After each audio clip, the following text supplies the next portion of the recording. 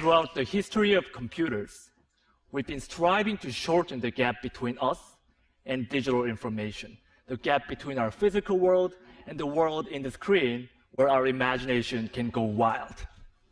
And this gap has become shorter, shorter, and even shorter. And now this gap is shortened down to less than a millimeter, the thickness of a touchscreen glass. And the power of computing has become accessible to everyone. But I wondered, what if there could be no boundary at all?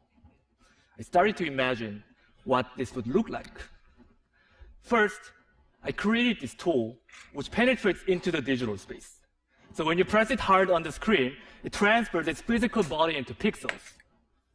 Designers can materialize their ideas directly in 3D, and surgeons can practice on virtual organs underneath the screen.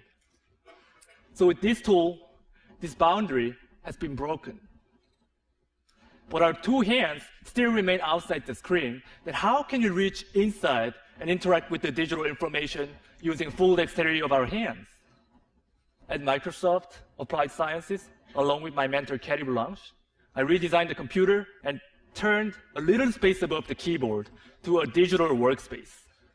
By combining a transparent display and depth cameras for sensing your fingers and face, now you can lift up your hands from the keyboard and reach inside this 3D space and grab pixels with your bare hands.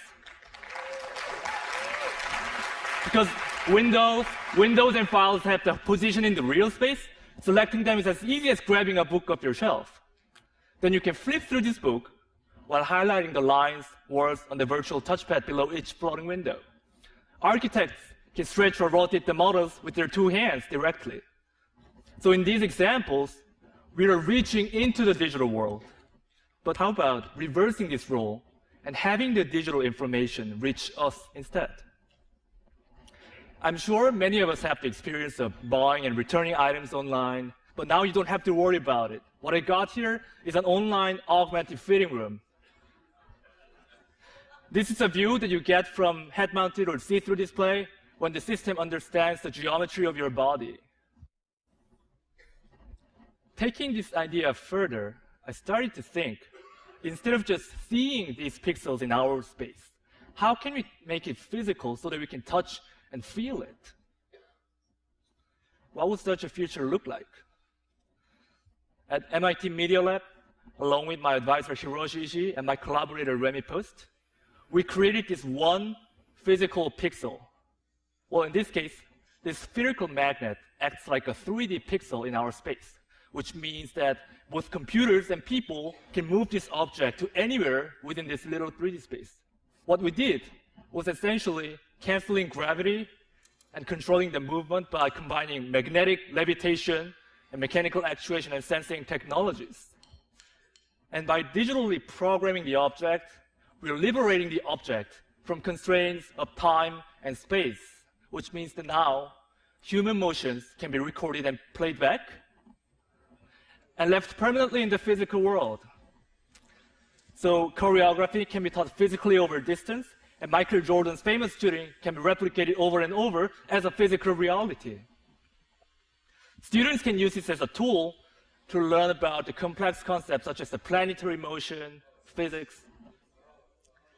And unlike computer screens or textbooks, this is the real, tangible experience that you can touch and feel, and it's very powerful. And what's more exciting than just turning what's currently in the computer physical is to start imagining how programming the world will alter even our daily physical activities.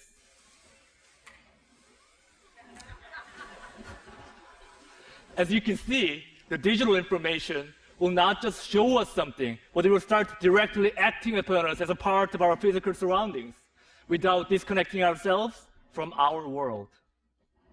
Today, we started by talking about the boundary. But if we remove this boundary, the only boundary left is our imagination. Thank you.